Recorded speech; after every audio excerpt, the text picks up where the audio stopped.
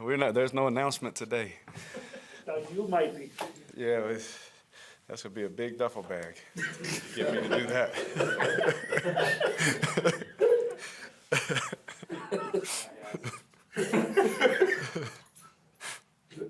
I know one of the things that Coach Bisaccia has talked about and you guys have talked about is, nobody got down during the losing streak. It was just, hey, back to work, everything else. But after a win like that, especially the way it went, everybody played well, it was Thanksgiving, everything else. Is there a different attitude? Is there kind of a bounce in the step of everybody now? I think you try your best. The coaches always tell you, treat winning and losing the same, right? Treat both imposters the same, right? And you try and live by that. But no matter what anybody says, there's definitely a different feel when you win a football game. You worked hard. It feels good, right? When you lose a game, you're frustrated. You worked so hard and you lost the game. But people always talk about 24-hour rule and all these kind of things, right? I think the main thing is in our business and what we do, you have to try and stay in the middle as much as possible. Not get too high when it's going really well, not get too low when it's hard. You look at any team, any of the really good teams, especially in the AFC, there's a big old cluster of teams around the same record, Everyone's had a lot of good days and a lot of teams have had some bad days, some really good football teams. So it happens in our league. I think the main thing is that you try your best to stay even keel and trust the process that you're going about. You're always trying to improve your process.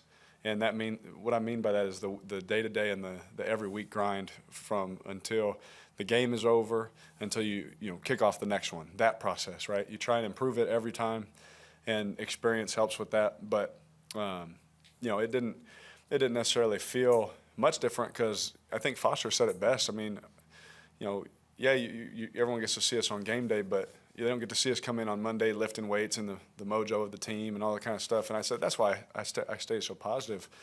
Honestly, it's because of the guys in our locker room. They helped me do that. Derek, you guys have dealt with injuries and player loss offensively, and for the most part, the offense has been able to stay at a fairly efficient level. Is that a product of the offense itself, the scheme, or the players that are involved? How are you guys able to, and you might have to again this week with maybe Darren Waller? Yeah, I think it's both. You have to have a good scheme. If there's one thing I've learned in my time, coaching, from watching the game, from being around the game for a lot of my life, coaching matters, big time. And we have great coaches here, but you also have to have the players to run the plays, right? You see a lot of good coaches go get head jobs and they may not have the roster that they're used to having, and they end up getting fired, and everyone thinks, oh, they're a bad coach. It's like, no, not really. They got a good thing going. And vice versa. You see some players in a system where it doesn't work, and then they go somewhere else, and then they explode, and everyone's like, he's good now. It's like, no. It's fit. It has to be a fit too. So I think here Mr. Mayock and Gruden have done such a good job of what scheme we run, mixing it with the players offensively. I can't, defensively, they have done the same thing, but I'm speaking for us. I think that it has to be a mix, and you have to have experience. There's things that I'm experiencing now in my, fourth year in the system that, I'm doing things so quick. Sometimes it looks like we're just snapping the ball, but really I just checked a play twice and I didn't even move. I just did it from here, But we're just moving at just a different speed than we were 4 years ago. So You're not going to talk about stats, I get that, but in the wins, your numbers are huge. Can you talk to that point of in wins, what's been going right? Is it chasing early scores, pushing the ball down the field more, because the difference is astronomical? Yeah, it's actually a funny stat, Like I always joke around, with Ole. He's like, anything you don't like? I was like, yeah, just those run plays. Just call the passes, Like that's every quarterback, I almost went to SMU with June Jones out of high school because he's like, you can come here and start and we'll throw it every play. I was like, really? And my dad was like, all right, well let's wait, let's see what else happens, But that's every quarterback. But is there a correlation? I'd have to go through every game and really tell you honestly. There's been a couple games where we've been close to 300 and we didn't win. And I have always been about you have to have a solid run game. That doesn't mean you have to do it 40 times, but you have to when you turn around to hand the ball off, it has to mean something to the defense. And without that, we wouldn't be able to throw the ball as much as we can and much as we do down the field. I've talked to you guys this year about just taking an aggressive approach. I think that stems one from you have to have time to do it, and two you have to have a play caller that wants to do those things, and three you have to have the guys to be able to do that. I would sit up here some years and try and beat around some questions because we maybe necessarily didn't have some guys that was their best thing, so we had to figure out how to move it a different way, and now we have some guys that can really fly, and there's no secret we're trying to throw the ball deep, but at the same time, that's another way to get the ball in Josh's hands. If they want to play really soft, I have to be smart enough to check it down and get it to him. So to us, that's just another touch for Josh, and it may be a passing stat, but really it's just another touch to get him the ball in his hands. Does it get, in terms of the red zone, does it get more frustrating if it doesn't work out there as good as you've been between the 20s? Oh yeah, and when we watch the red zone, I mean, you go back, I can think of a lot just off the top of my head of some points we've left out there on honestly some silly stuff. Like, oh my goodness, we do this every day. Like, let's just do it like this and we'll execute, right? But again, one thing that I thought was cool last week is, we get two quarterbacks in the game, and Marcus was able to run for a touchdown. Now people have to card that up, like me, as someone who loves the mental side of the game, like if they're not putting that on a card, it's gonna beat them again. So they got to work that stuff, and they're not spending time on the stuff that I, do on a daily basis, and that's good for us. So I think that all of that working together will help that area.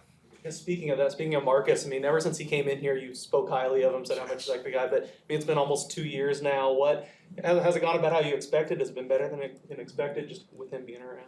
Well, because I knew him and knew of him, it's been exactly what I expected. He's been awesome. He's the most supportive.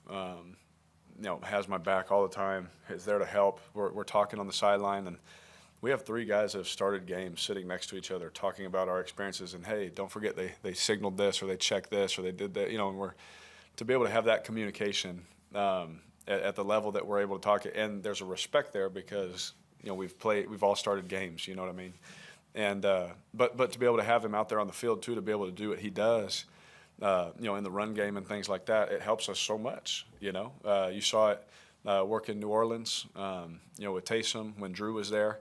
And they were still throwing the ball all over the place, and it's helping us, do some different things. Again, it makes the defense have to go, talk about some other things in their meetings, waste some of their meeting time on this instead of only talking about this, and it's really great, because he's one of the best in the league at that. I mean, he won a Heisman Trophy doing it, So to have him be able to do those things and help us win football games, I think you guys know me well enough. I don't care how we do it. I just want to win the football game. But I do wish he would have threw me that fade, though.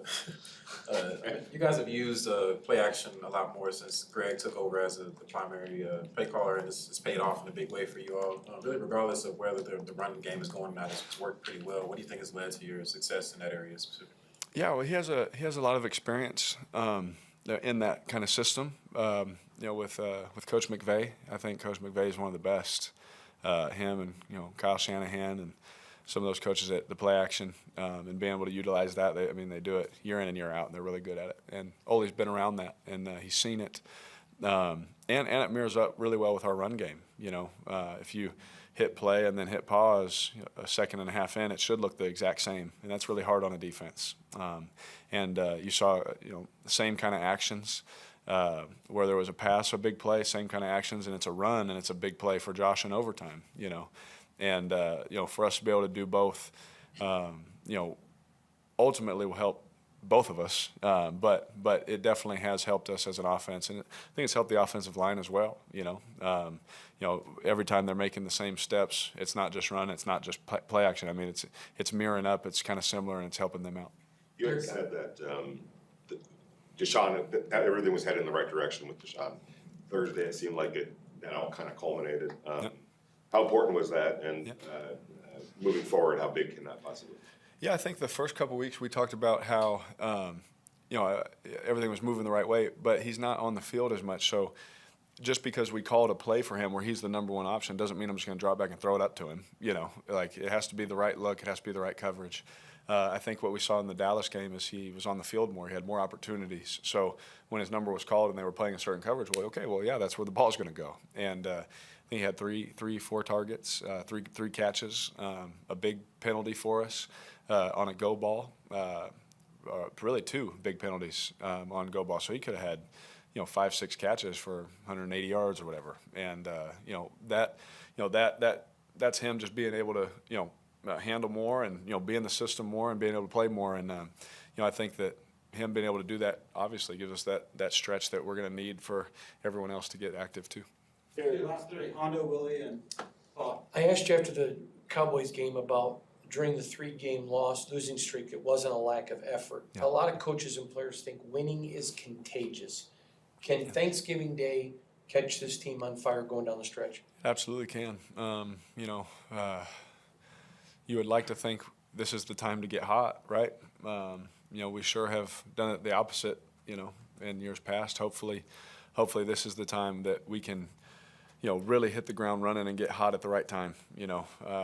My brother, who, I love to death, obviously, he's always encouraging me. And he, when we were on our rough patch right before the Dallas game, he said, just so you know, this was our record before we won the Super Bowl, and we got hot at the right time, and that kind of stuff, and it just gives you like, I believe that too, So we got a big one this week, If we don't take care of business today in the meetings, don't take care of business tomorrow at practice, and all through this week, then Washington's going to come in here and beat us, and we obviously we don't want that, so we got to be focused, locked in, and bring it on Sunday. Derek, being brought up offensive efficiency, Hondo, effort, but the fact of the matter is 3 straight losses. With the extra time, the game film that you've watched since Thursday, have you realized there's something that clicked or something that you guys did differently that worked that you weren't doing in the previous 3 games? What was it about the offense that finally clicked? Yeah, we executed at a high level. Every play, there's 11 guys on the field at one time, and all 11 have to do the right thing. Sometimes they may not do the right thing, and it looks like the right thing, and you're like, well, why didn't we do this? It's like, well, it wasn't the right thing, And there's a lot of that. We have to make sure that if we would all just do right, Coach Cable says it all the time, guys, just do right. Which means have the right footwork, have the right communication, recognize the defense, and go and execute, the way that we have to. And the way you execute is you do the right footwork, you make the right reads, you do the right steps, the right hand placement. And when you do right, in the Dallas game, we just did right a lot longer than a lot more than we didn't in weeks prior. Awesome, Paul. Derek, you mentioned that the key really is not getting too high, not getting too low. But when you're coming into that Dallas game, you're riding that 3-game losing streak, and then on the third play for you find Deshaun and he's gone. Yeah. How much does that affect the confidence of being more calculating, being more aggressive down the field when you see that that's there and he can do it still? Well, I think we've been aggressive all year. I think from an explosive standpoint, even in our losing streak that we were on, we still had a lot of explosive plays, again, I told you all year I've been, upward tilt, as Gruden would tell me, upward tilt. I want to see the car at an angle, and I've tried to do that, and when it's there, I've tried to let them launch, and probably more times than I probably should have, a couple times, but when you connect on one, it just gives confidence to the whole team that, okay, here we go. We're executing again. It's not like we're back on track. We got. It's like no. That's what we talk. I talked to Deshaun every time we ran that play 3 times, I think, in walkthrough, leading up to that game. And I said, hey, if we get that look, I said, I want you to run right here, break across the field, and I'm gonna throw it to you right there. And when it came, you saw me. I stepped up, and everyone's like, he was throwing this to him all the way. I was like, yeah, because we got the look, and it's exactly what I wanted. And I knew he was going to do exactly what I asked, And when you do something like that, it does something for everybody. Like I think I talked about where the other guys hear that conversation, it works, we score. They're like, oh, man, I need to have that conversation with Derek. And it just makes everybody better. So I don't think it was just that moment because I've been trying to throw them deep all year, and just push people vertical to help the run game, to help the underneath stuff and all that. But when you execute it obviously just feels better. Yeah. All right, thanks, guys. Good. First coming up. Appreciate it. Yep. Thank you.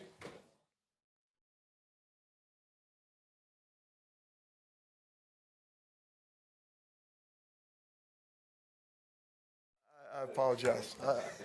I reserve the right to be wrong every now and then. Okay, today, obviously, we just got done with practice, and Waller did not participate. Carl Nassib did not. Patrick did not, and they're still week to week. We'll know a little bit more as I get with our trainer at the end of the day today. We had worked a new snapper in today, depending on what happens with Trent as we go through the week. Carson Tinker, he played last in Tampa Bay a few weeks ago, actually played against Washington the last time he played. And Trayvon Mullen is still week to week. He ran a little bit off to the side today, but I haven't talked to Chris to see where he is at this particular point. So that's where we're at. I'll take any questions you may have. Rich, we've seen how sneaky big a snapper can be. There's games that have been lost because of that when a guy goes out of the lineup. How big is it? I mean, you're a special teams coach. In the whole scheme of things, to have somebody that's capable of filling that. Yeah, I mean, it was, we had a couple options, a couple different guys, and he's played recently. He's played in over 70 games, and he's got a lot of experience. I think he played as recent as 3 weeks ago. So we're fortunate we can get him in here, and he passes all the protocol, and he had a good day today, and he'll get a little bit better tomorrow. So we're glad to have him right now. Rich, we saw Deshaun finally be a big part of the offense. Is it a matter of just time or feel from the coach staff as to when to get him more snaps and get him into the system in terms of, or is it just till he adapted to it and knew what to do? Yeah, I mean, I think, it was his third week in the system, and I think Edgar did a great job, and Ole, did a phenomenal job of getting him in position on a lot of different route concepts for us, where Derek knew that he could be there when he was supposed to be there, and I think that's a little bit of it as well, trying to get a little bit of chemistry in practice, and we've done some things to shorten practices, so there's not as many plays maybe as we've had in the past, and so to get him the right amount of plays, to get chemistry going with Derek, I think it took a little bit of time, and hopefully, again, it can get a little bit better each week. Rich, a lot of coaches and players talk about winning or losing can be contagious, and during your 3-game losing streak, effort wasn't an issue, it was just not being able to find a way to win. Can getting that win in the way you guys played on Thanksgiving be contagious for this team going down the stretch in a positive way?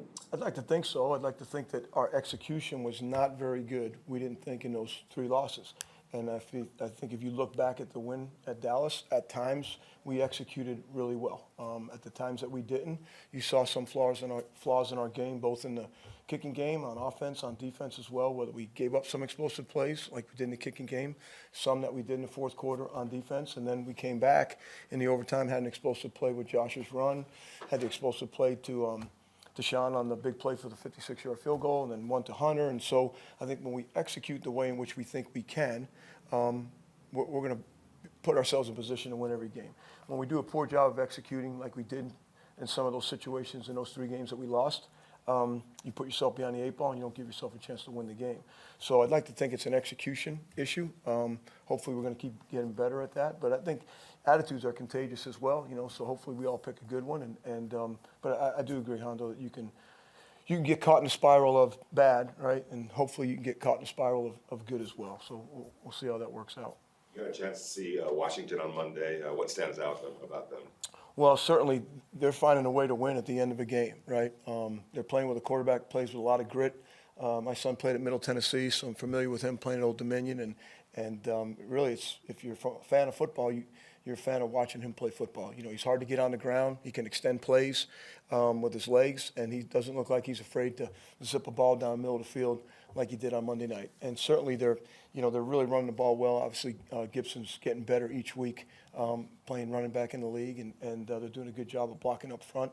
So I think that's the first thing that you see when you look at their offense, the way the quarterback's playing. And we had McLaurin in the Senior Bowl. We all fell in love with him. His attitude, his effort, his ability to make big plays. He was a great special teams player coming out.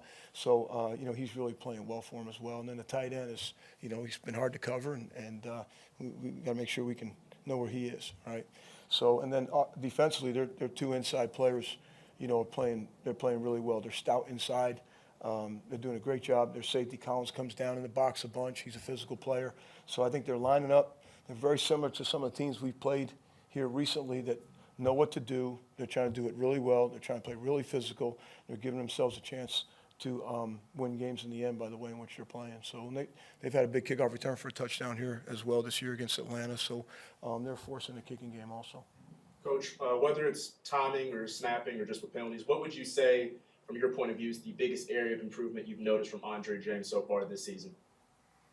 Well, I think some of his one-on-one blocks, you see some improvement. We've left him on the island a little bit versus some big noses where he's had to reach or be able to play backdoor on some of them as well. So he's real athletic when he gets on the second level, but I think at the point of attack, he's started to improve there and do a better job with his hand placement and being left on an island some one-on-one with that guy.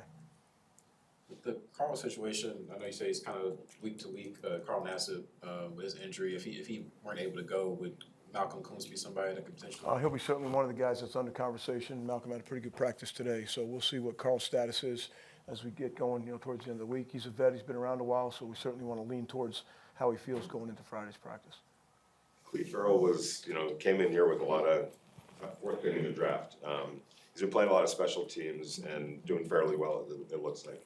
What does that say about somebody he's accepting of that, that he came in with a lot of stature and he's playing on special teams, and that's been a big role for him now? Yeah, I certainly think the hype of the fourth pick of the draft is maybe bigger than what Clete thinks of, who he is. I think we're trying to do whatever we can to put people in position to help us win a game, and he's never been above anything that way.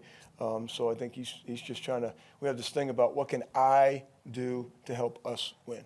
And I think he came from a program that was like that, and he's bought into it here, and he's been great for us. He's done a lot of different things, had a lot of different roles for us, and hopefully it continues.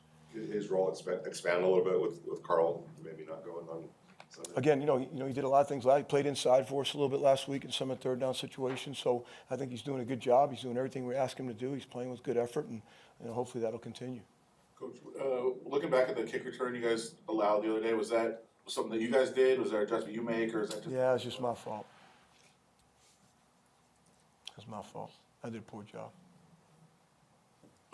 There's not a whole lot of guys left from the previous coaching staff before you guys were here, but there is a familiar face on the other sideline to a couple guys in the room in Jack Del Rio this week. Do you talk about like emotions of that or dealing with that? Yeah, you'd have to ask those guys. For me, Coach Del Rio, I have a tremendous amount of respect for him. He was Coach of the Year here, obviously, and took the team to the playoffs. And I played against him when I was in Tampa, and he was in Jacksonville. And then certainly Coach Rivera, he was in Carolina, and he took his team to the Super Bowl. And so they have a tremendous coaching staff over there. They're really doing a heck of a job, I think.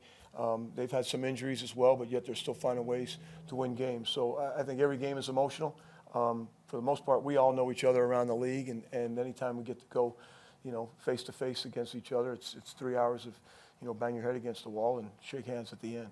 So, Rich, beyond those emotions, though, the fact that his defensive mind and his DC over there, do you lean on? I'm guessing based on your previous answer that like Derek and the offense would remember or know maybe what's coming at them a little deeper, or is that something that you guys would know because of the familiarity of coaching styles as far as his defensive mind? Of Coach Del Rio's defensive Yeah. mind? Yeah, I think we're going to go by what we see on tape, and due to some of the injuries, he's done some different things along the way. He's made some adjustments after losing some players. And again, you look at the way they're playing on defense. They're a physical team. They're a ball hawking team. They've done some things with getting Collins in the box, which they didn't do earlier. And again, I just think we all adapt to the personnel we have for that particular game, and I think he's done a really good job doing that. That's good. All right. Okay, thank you.